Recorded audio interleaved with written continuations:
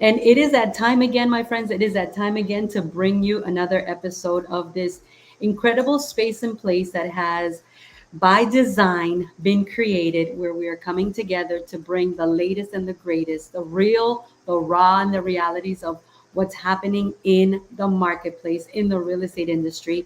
And I'm just so excited because every week we bring on another frontline leader that is really out there leading by design, leading by intention and purpose. And let me tell you, our area is hungry and thirsty to have more of these types of leaders that are really not just saying what they think we should be doing, but are actually exemplifying and living out what they're preaching, what they're sharing, what they're teaching. And it just makes a huge difference when you connect with, those organic and authentic people that have a heart for our market, that understand the struggle, right? The struggle is real, like we used to say a lot when we first started, the struggle is real. And we're all going through different levels of struggle, but we want to focus on the solution. So if you're watching us live, go ahead and share this live. This is going to be such a game changer conversation. You're going to get to dive deep along with me and my co host, with our guests, and just really unpack and unload what's the truth. Because what we see on social media is not always the truth, right? It always looks a lot easier than we think, and it always seems like it's going to happen a lot faster.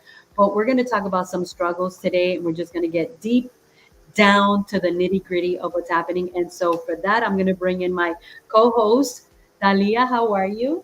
I'm doing good. Super excited for this conversation. I think it's going to be incredible. It usually is, right?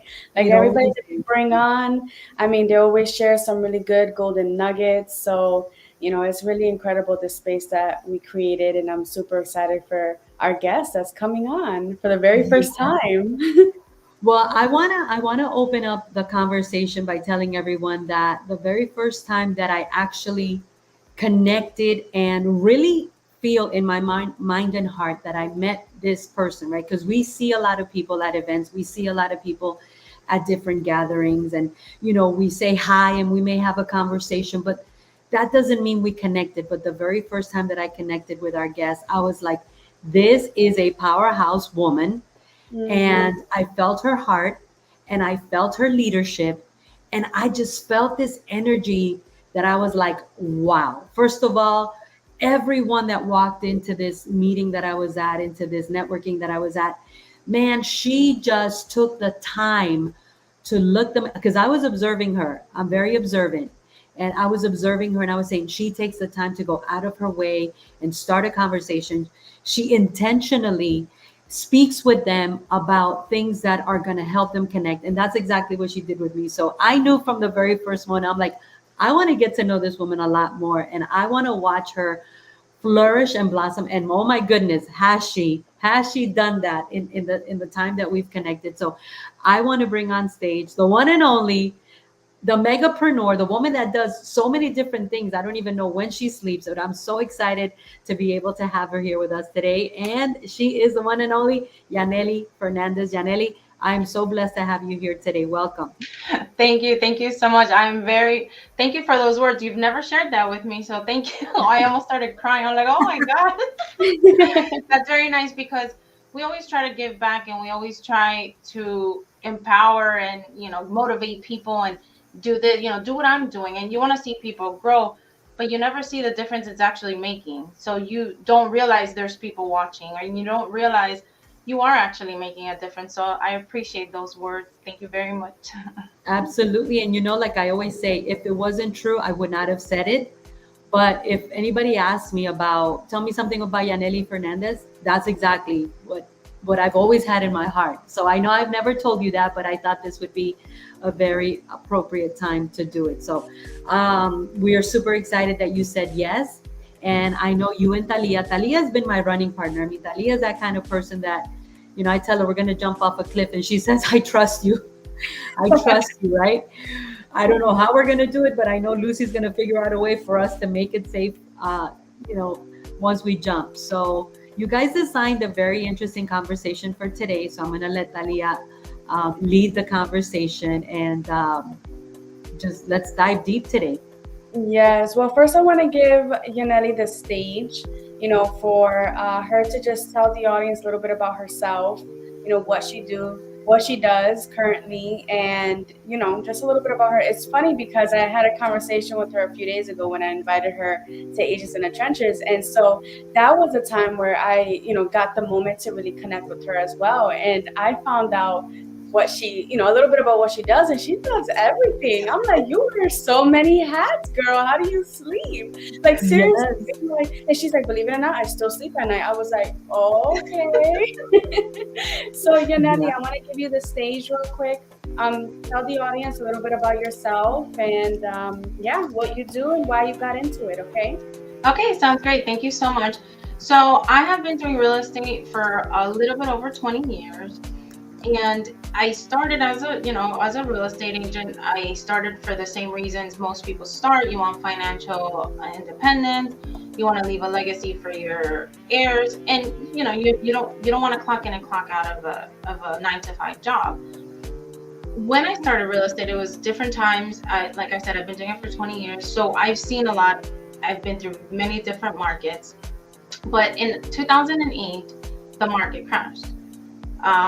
We had to kind of go with the flow of the market and figure out, okay, if I'm going to keep doing this, what am I going to do? Well, it got very hard. I think we were about 9 months without doing a closing. And when you're a full-time realtor, that's a long time. So if you don't have the savings, you start freaking out, right? So I started making calls, and I actually started working in an appraisal company. I immediately fell with the appraisal world, in love with the appraisal world. To me, it's you have to do a lot of education. You have to do a lot of training to get there. I mean, it took me probably about 15 years of training to actually get a certification. So there's different processes to it. But when I finally got the certification, for me, it's very rewarding. So on top of me having my real estate license, I got my real estate broker license probably about 15 years ago. Then I also got my appraisal license more or less around the same time. I got my certification in the appraisal world 2 years ago. I have a couple of different designations, and I like obviously learning because I do have an extensive background and an extensive resume, but I don't just like learning. I like teaching. I like mentoring. I like telling people you can do this, because everyone says, oh, I want to make this amount of money. I want to reach, these goals, but sometimes they don't even know how to get there. I enjoy doing that. So as of about a month and a half ago, I also added my real estate instructor license to the resume. And I also have a few designations, which you see on the screen here. They signify different things. The SRES stands for senior. I have a designation in helping seniors in real estate. I have my international designation, which in essence, I connect with realtors all over the world. And in essence, I can help people all over the world in the real estate business, which I love. I'm having a lot of fun with that designation. And the CDPE I got because of 2008, which stands for Certified Distressed Property Specialist. So I am also available to help people who are going through short sales or foreclosure issues and things like that. And in turn, because I'm the real estate broker of Fast Action Realty, with all these licenses that I have, I can help and mentor and give guidance to my agents on how to sell, what areas to hone down. Some people farm certain areas. So, okay, what areas should I hone down in? And I feel like because I've been, getting all these designations on all these licenses, that I'm an asset to anyone who is willing to learn. I'm willing to teach. The last one that I got a few months ago is I became a certified credit coach for Freddie Mac. So all of these licenses and all of these designations, you have to do so much extra work. It's not just doing a week class, passing, and you're done. You have to really learn how to do each area. So I feel like because I took the time to do all this, now I can share my knowledge and I can share. And that's why I'm here today. And I appreciate the invitation for being here. So thank you very, very much. Wow, wow, wow, wow. Oh my God, if you're watching this live, I want you to drop some fire in the chat, Lily. I mean, these designations of which I share one of them, I think, the CIPS, Certified International Property Specialist. And I'm also, I've done a lot of the things that you've said, right? Not all of them, but a lot of them. And um, it takes time and effort. It takes dedication. It takes sacrifice. It's painful when you have to make yourself study and prepare and do the things you really don't want to do, because you can always find something more enjoyable per se. So I commend you, Yaneli. I commend you for, breaking through the sacrifice, breaking through the pain, following your passion. And I think that's why you are who you are. And I think the best for you is yet to come. Thank you. I appreciate that. I really do. I'm excited. I love it. So I'm asking the people here in the chat to ask you some questions, but I want to kick it off with, I think it's always important to come from the heart and to really tell people maybe what they don't realize. So what was one of your biggest struggles in 2023? Bring us into that moment of when you found yourself maybe, just going through the pain and the anguish of growth, or of, because even growing, even succeeding is painful at times. So share with us one of those real moments of what was your hardest struggle? What was that moment? What did it feel like in 2023? Well, I'll tell you, in 2023, we've had a lot of changes. We had the interest rates that started off, at the beginning of the year, they were at about a 3%. And the market was hot. Everyone got used to that 2 and 3% interest rate, and it was great. But then March, April came around, the interest rates started rising. People started freaking out. Every buyer I would talk to would say, oh, no, the interest rates are going up, I'm gonna wait. And they keep waiting and waiting, and they just got worse and worse. So I think for us, what was a little difficult was adjusting to the new real estate market, which is very difficult for agents sometimes, because when you're representing a buyer in a 2 and a 3% interest rate market, oh my gosh, it's heaven, because now they can qualify for so much more, So it's like, and with the prices that we have in our areas, where the median sale price is about like 620, I think it just went up to 624,000. It's good, right? But explaining to buyers, like, okay, what are you gonna wait for? First of all, since 1984, the average interest rate has been like a 7.5. So going to a 5% is not bad at all. It's actually amazing. And getting them to understand that we're not just trying to sell them anything. We're actually being honest with them and trying for them to buy now before they actually get to an 8 or 9 or 10%, But even if they get to that point, explaining to them, you can always refinance. You can always refinance and lower that interest rate. And when you refinance, as long as you don't take cash out, it's usually 1% less than the going interest rate. And a lot of people don't know that. So part of getting used to the market is knowing all that information and just educating our buyers and educating our sellers too, because then it starts 2023, the interest rates keep going up, and towards the end, what happens? We lose a lot of buyers. A lot of sellers decide, you know what? I'm not selling my 2% interest rate house and paying 6% for my for my new purchase. So our inventory even went lower than it already was, which we were already on a low inventory market. So it becomes a little bit of a chaos for realtors, because what happens? I mean, I had a lot of agents that didn't renew their license, that said, you know what, I'm getting out of the market because I'm not making money, and all these fees that we have to pay. So when you're in real estate, and this is mainly goes to, obviously, to the realtors out there, you just have to go with the flow, change with the market, and be open to change. Because real estate, unfortunately, it's good because you don't get bored, but unfortunately, it's something different every day, every month. I mean, last month our interest rates were going down. Now they're starting to come back up again. So you just kind of have to change with the market and implement those new changes to your, strategies, and to the way that everyone sells different. Right. When you start to look at this as, okay, I'm just helping, that 65-year-old who couldn't buy a house for 65 years. And with me, I finally was able to help them buy a house.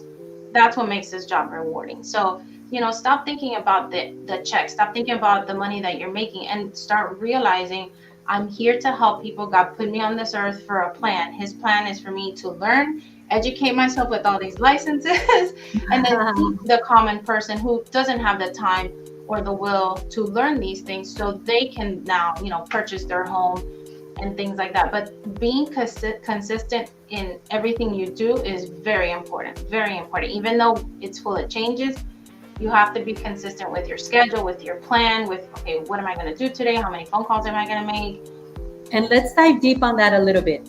So, guys, you are watching a woman of many hats break it down for us today. And I know the topic is how to maintain consistent success, right? Because most people say, I don't have time. I don't know how to do this. I don't know how to do that. You know, I want to have balance in my life, which I think is a total hallucination. We need to wake up. We've been hallucinating for far too long. And Yaneli, the reality is that we are almost reaching close to 90,000 realtors across the nation that have jumped ship in the last 12 months. We're close to breaking 90,000 agents. Our area has a lot of agents, but we still only have, less than 500 agents at each association that is having multiple closings on a monthly basis. That's a lot of agents not getting paid. I mean, that is the truth, guys. You need to know the truth, and the truth shall set you what? Free. So when we look at Naples, when we look at Royal Palm Coast Realtor Association in Fort Myers, when we look at Port Charlotte, I mean, the numbers don't lie, right? The numbers don't lie. What do you tell the majority of agents that are not having multiple closings? And when I say multiple closings, guys, I'm only talking about 2+. I mean, I'm not even going to tell you double digits. Let's start with 2+, because 2 closings a month, every month consistently, you're having 48 to 50 closings a year, right? But it's a reality. The struggle is real. There's only about 500 agents in each association, right? Where there's over 21,000 agents in the 3 associations. Think about that. Over 21,000 agents in 3 associations on the west coast of Florida, and only 500 of each. So it's 1,500 agents, more or less, that are having 2 or more closings month after month. All the other ones are not having closings at all, perhaps, or having a closing every 2 or 3 months. How do you help them? What do you tell them? So there's 2 problems. You and me, we're both the problem, right? So what does that mean? You have to first find a good mentor, a good coach, someone who has been there and done that, someone who's not just saying that, someone who's actually been through this, same struggles that you've been through, and that is willing to help you. That's the first part of that, okay? The second part of it is you.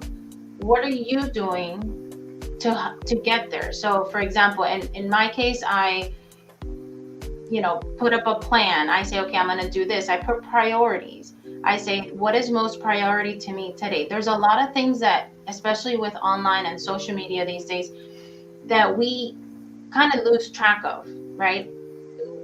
There's so many different platforms that you can post on, and there's so many different stories you can say. Put in a plan. Say, okay, today or this week, I'm going to spend this amount of hours doing this, and only do that. Don't look at emails, don't answer phones, don't answer messages. Then you say, okay, from this time to this time, I answer emails and phone calls. But what you need to put as priority first is education. When you have knowledge, you have the power. When you know what you're saying, you're confident in what you're selling, and you can help whoever it is you're trying to convince, you can help them more. So make sure, obviously, that you have a good mentor with you and helping you along the way. And when you put these things into practice, okay, do not forget that you're going to have, different things thrown your way every day. You have a family, you have personal things that you go through too. I don't sleep in my office, but I work here many, many hours. So how many hours a day are you putting towards yourself and your business? A lot of realtors don't realize that this is your business. Even if you're working for another broker, you have to treat it the same way. And I'll tell you, I own my own business and I'm here many hours on a daily, sometimes even on the weekends. So you kind of have to get out of that comfort zone and out of that Netflix series that you see realtors dressed up in heels all day and they have so much fun, and you see them in parties. Yes, we have fun, but that's not all we do. We work very, very hard. And to get those 2 transactions a month, we have to do a lot. So I think the main thing is getting someone to help you and you putting in the work. That's why I said the problem is you and me. There's both. It goes 2 ways. If you're willing to do it, but you don't have anyone willing to show you, you're not going to get very far. So I have a question when it comes to that, because in my trajectory since 2012, when I started doing this, I have trained, mentored, and coached over 6,500 agents, both locally, nationally, and internationally. And I always have, I'm sure Talia could say what the question is, the number one question, the $1 million question I ask everyone that says, oh my God, Lucy, yes, I want you to show me what I need to do. I want you to tell me what I need to do because I am a hungry lion. Oh my God, I am so hungry. I'll do whatever you tell me. And so my $1 million question is, are you coachable? Are you trainable? And that's the time they always say yes. So I want to ask you a question. And we got to be real. We got to come from the heart. We got to be vulnerable and transparent. And hey, if I lose my popularity, that's okay. I know what I believe in and what I stand for. Do you really feel that agents are coachable? For real, for real? I do. There's always certain people that they say they want something, they say it, but they want it for free. They don't want to put in the work, the sacrifice, and the hours that it takes to get there. Every time I hire an agent, I sit down, I say, what's your goal this year? How much money do you want to make? Okay, let me tell you how many calls you have to make. Let me tell you how many appointments you have to make. If you don't do this, you're not getting to that number. So a lot of the times, like I said, they're looking at these shows on Netflix and they think, oh, it's so easy, let me get my license. And they don't realize you could do it. Real estate is you can make as much money as you want to in real estate. It's amazing how much money you can make. That's why there's, how many did you say? 120,000 agents? That's why there's so many. Yeah. So in the United States, there right now, the NAR said there are 1.2 million real estate agents across the nation. In our Southwest Florida area, which is Naples, Fort Myers, Punta Gorda, all together, and obviously Bonita board, we have about 21,000, right? But here's the thing. The question that I always come back to is, do they do what they said they were going to do, that you told them they needed to do to get to where they want to go? Not all of them, unfortunately, not all of them. And then those are the ones that say, oh, I can't renew my license, or I can't stay, working as a realtor, because they haven't done that. So that's one thing that everyone needs to stay in mind, whether you're a seasoned agent, whether you're a new agent, whether you're thinking about becoming an agent. That is something you have to always keep in mind. If you want that goal, do what you're told. Do as if you have someone, because not everyone's willing to coach you. If you have someone willing to coach you and mentor you, follow them, and you'll get far. Be coachable and trainable. My favorite coach always says it this way: just follow the directions. Implement it. When you can prove your coach, your mentor, your trainer wrong, when you can come back and say, you know what, Janelli, you told me I had to make 30 phone calls a day to reach $50,000 a year. Well, I'm here to show you that it was only 10 phone calls a day. Then come back and, contest. That's what it's called. Contest what you were shown. But that leads me to my next question, because one of the things that I love doing, if I had more time, I would do more of it, is getting in the trenches. That's why we call this Agents in the Trenches. And yesterday, in between my mamita life, I took out a space of time at 3:30 and I showed up in the trenches. You know what I realized, Janelli? I want to ask you this question. There are so many Oh my gosh, so many opportunities that real estate agents are missing on money making opportunities because they just don't know what they don't know. They just don't know. And I got in the trenches and I'm like, oh my God, I wish I had more time. I wish I wasn't, you know, doing everything that I'm doing. Do you also feel agents are missing a lot of opportunities that are out there because they don't know what they don't know? Absolutely. And I think not having the right mentor and the right education, the right people behind you is one of them. I think fear is another one. I know that, for example, getting in front of a camera and speaking on live or even being recorded ahead of time is a huge fear of most people. I know I've been through that. I had to take classes to be able to get in front of a group and be able to speak because I would cry. I mean, that is something that almost every person I meet encounters. You know, having fear of rejection, being afraid to speak in front of people or saying the wrong thing. If you don't, someone a long time told me, just fake it until you make it. Pretend you're not dying inside, pretend that you're not freaking out, and just do it. Because if you don't take that first step, you'll never do it. 10 years from now, you're gonna say, I wish I would have done it. So just start today. Today's the first step. Do it. Whatever you're afraid of, whatever fear you have, just do it. And believe me, it's not as scary as it seems. Yeah, Nelly, there's a really good question in the comments here, and they said, how do you find the motivation and energy to do everything that you do? I don't know. I'll tell you that. I don't know. Even I surprise myself sometimes, and I'm like, I don't understand from where I take out all this energy and from where I take out all these ideas. I do thank God every day for giving me the energy. But I do tell you, one of my motivations is my family.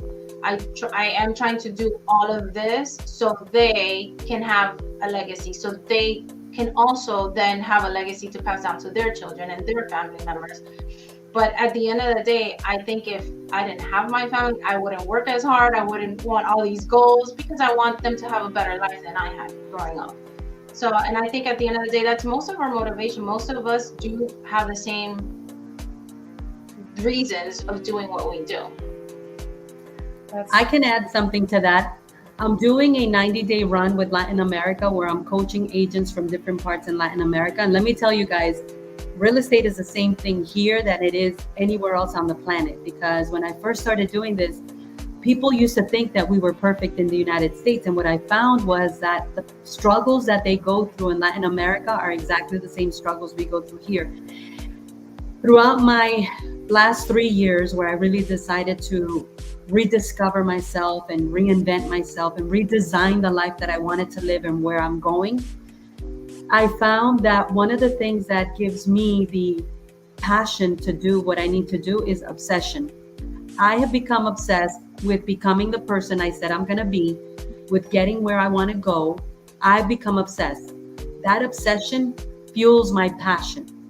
And it gives me so much clarity that there's no such thing as I don't know.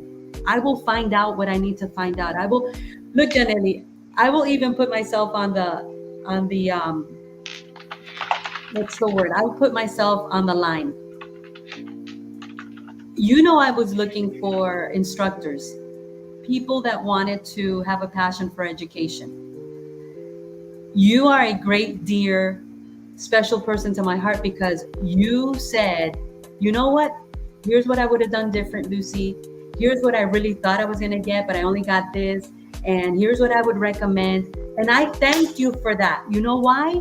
Because it taught me two things. Number one, when we do something imperfectly, it's better than never doing it perfectly. And number two, you loved me enough to tell me the truth. And I think that's what we all need to dare to do, is just do it. Yep. Just do it.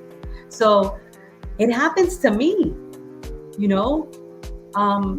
So I think that you do everything that you do because you're obsessed. You are a crazy, obsessed woman who has made a decision to be as successful, wildly successful as you can, because you want to be an example to your kids. And I know you told me that in one of our conversations as well. Yes, and I'll tell you what, thank you for touching on that, because that's something else that when you start doing a new career, you start selling real estate, people at the beginning told me, find a real job. That's not a real job, because it was a self-employed business and it wasn't a W-2. I'm like, what do you mean it's not a real job? And I had people say, you're not going to amount to anything. You're not going to do anything. You're going to be a nobody. Come on. I appreciate those people. I'm thankful for those people, because instead of letting them bring me down and say, you know, you're right, let me just find something else. No, I made sure to prove them wrong. I made sure to work so hard, like you're saying, and become obsessed with working so hard that is not true. I proved you wrong without telling you I was wrong. And I'm thankful. I'm glad. I don't regret that happening, because maybe if that wouldn't have happened, I wouldn't have pushed myself as much as I do. And I still do. And it doesn't matter how much you learn. There's always more out there to learn. And as long as you're growing, you're learning. As long as you're learning, you're growing. So never stop, and never let those people stop. You don't have to argue with them. I just put down my head and I kept going. But I thanked them today. So, and I thank them, like every time someone asks me these kind of questions, I always include them. And to be honest with you, I know a lot of people go through this and a lot of people struggle. Sometimes it's the people we love the most. Sometimes it's our spouses, our kids, our parents, our brothers, our sisters. So don't let that bring you down. You can do anything you put your mind to do. It's just, you have to do it today. You have to take that first step and go. And it might not happen overnight. I mean, it's taken me years to be where I'm at today, but I'm here. So if I can give any advice to today, because I know we have to go soon, it would be that just find good mentorship and do it. Don't be afraid. Even if you're dying inside, just do it. That's awesome. I want to add something. I feel so incredibly blessed to know the both of you, because you guys really like show and represent like what it takes to make it in this industry, because it's not easy. Like we already talked about, right? People watch, these shows on Netflix and they're like, oh my gosh, that looks so cool. It's so easy. That all they do is just whatever. But it's more than that. And, it comes with discipline, like you guys are saying. It comes with determination and grit and constantly like educating yourself and putting yourself outside of your comfort zone, which, this is not what a lot of people sign up for when they get in real estate, right? They don't sign up for all this stuff. So what I want to say, there's another question that I feel like maybe we should touch on before we wrap this up. And if you want to answer it, Yaneli, and then maybe Lucy, if you want to touch on this as well. What was the hardest time in your real estate journey, and how did you overcome it? I think my hardest time in real estate was in 2008. When the market went kaboom. And I mentioned that earlier, that we spent like 9 months without, closing a transaction.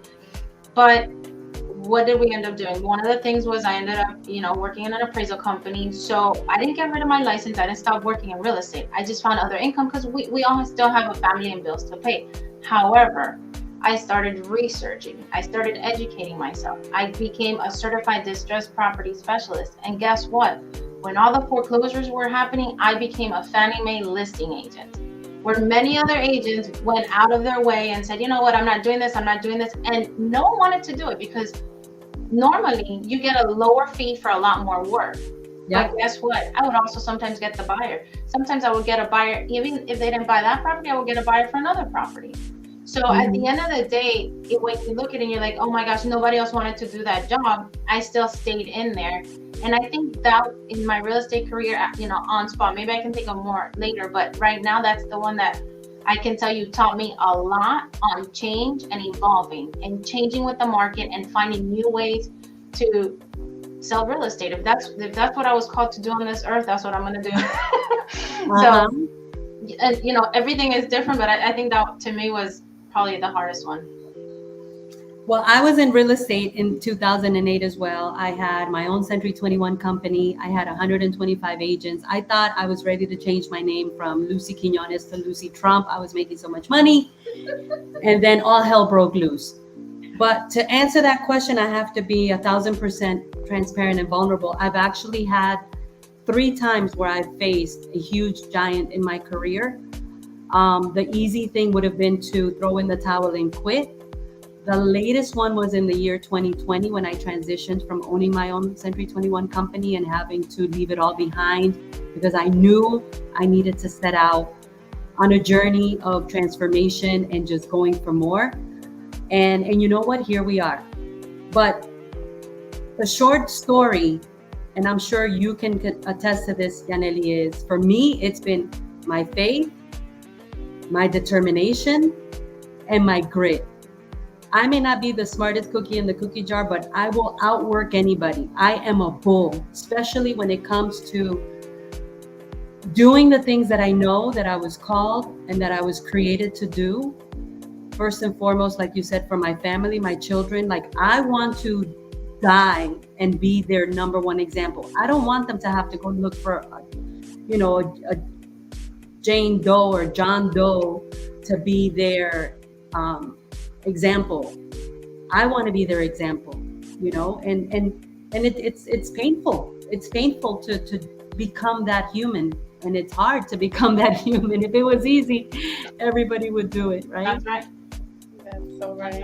How do you want to close this out, Yaneli? What do you want to say to close this out? This has been incredible, and I want to thank you for your time, and I want to respect your time as well.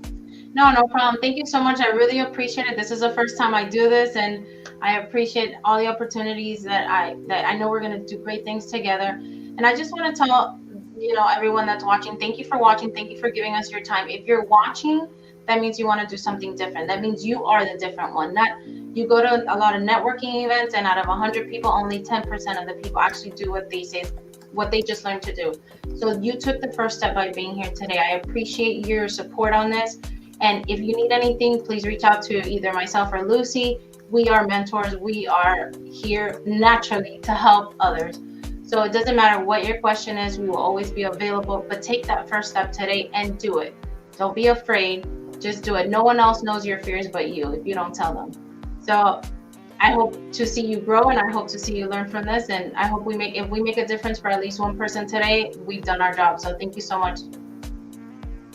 Absolutely. That's incredible. Thank you so much, Yaneli. That was really beautiful. I love this conversation a lot, and I really do think that, with your story, both of you guys' stories, it's definitely, it had to have impacted somebody. So thank you. And for those who are watching, we do this every Friday at around lunchtime. So tune in. Next Friday, we'll be here again. And please let us know how you liked it. Drop some comments, drop some fire. And until next time, have a great day, guys. Thank you. Bye.